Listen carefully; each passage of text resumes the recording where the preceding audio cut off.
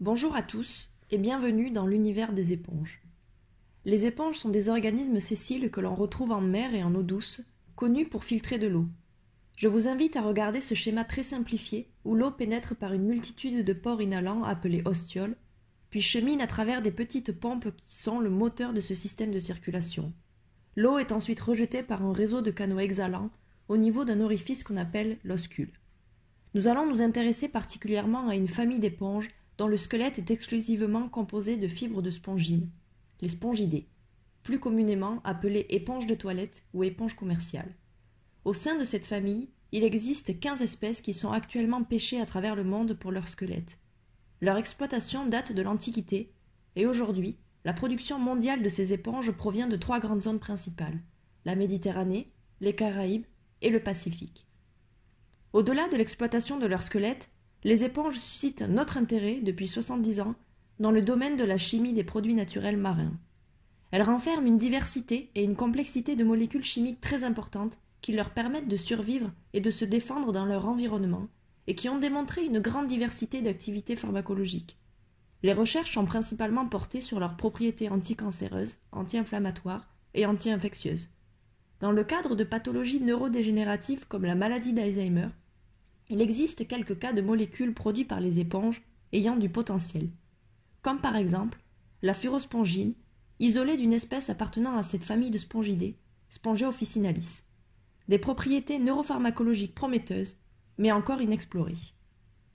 Cette recherche de composés aux propriétés neuropharmacologiques est le cœur de métier de Neurosys, et ce projet de thèse interdisciplinaire est né d'une collaboration entre cette entreprise et l'IMBE il y a environ 3 ans. Au départ, simplement pour des analyses métabolomiques de leurs modèles privilégiés que sont les plantes, puis progressivement, ils ont imaginé tester des éponges. Sont représentées ici quelques espèces représentatives de la diversité des familles chimiques connues chez les éponges qui ont été testées, dont une espèce appartenant à cette famille de spongidés, Spongia officinalis. Il s'avère que les résultats préliminaires obtenus lors de cette étude ont révélé que Spongia officinalis avait les résultats les plus prometteurs parmi toutes ces espèces. Ces résultats ont donc provoqué 3 questionnements.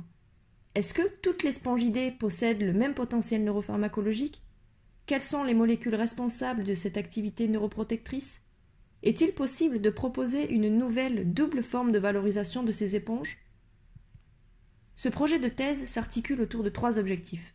Tout d'abord, réviser une partie de la systématique de la famille des spongidés. Il existe encore aujourd'hui des incertitudes taxonomiques liées à des identifications anciennes douteuses et à l'emploi par les pêcheurs d'une grande variété de noms communs décrivant parfois une seule et même espèce, et inversement, à l'emploi d'une seule appellation correspondant cependant à plusieurs entités taxonomiques. Dans ce contexte, le premier objectif consistera à appliquer une approche taxonomique intégrative qui combinera 3 types d'analyses: l'étude morphologique du squelette, l'analyse de différents marqueurs moléculaires et l'analyse des profils chimiques d'extraits d'éponges. Ce volet métabolomique servira aussi à évaluer le potentiel neuropharmacologique des espèces. Cette approche sera réalisée sur un jeu d'espèces préalablement sélectionnées selon différents critères: leur assignation hypothétique au genre connu, leur accessibilité et leur abondance dans la nature, la proximité de communautés de pêcheurs susceptibles de fournir le matériel biologique et la valeur commerciale. Il serait intéressant de déceler un potentiel neuropharmacologique chez des espèces dont le squelette est actuellement considéré de faible valeur commerciale. Ensuite, évaluer le potentiel neuropharmacologique de ces espèces par criblage des activités biologiques, in vitro, sur 2 modèles cellulaires différents: les neurones corticaux associés à la maladie d'Alzheimer et les neurones moteurs de la moelle épinière associés à la maladie de Charcot. La survie des neurones et le réseau neurotique seront évalués grâce à des techniques automatisées d'immunofluorescence et de luminescence suivies d'analyse d'images. Les données métabolomiques de l'objectif 1 seront corrélées à ces résultats pharmacologiques afin d'identifier au sein des extraits des signatures métabolomiques fortement corrélées aux activités biologiques. Enfin, comme je vous le disais, traditionnellement, ce n'est que le squelette des éponges de toilette qui est valorisé par la pêche. Au cours du nettoyage du squelette, la biomasse des éponges chargées de cellules et contenant de potentielles molécules bioactives est classiquement éliminée et constitue un déchet que je propose de valoriser dans ce dernier objectif en mettant au point une méthode d'extraction éco-responsable.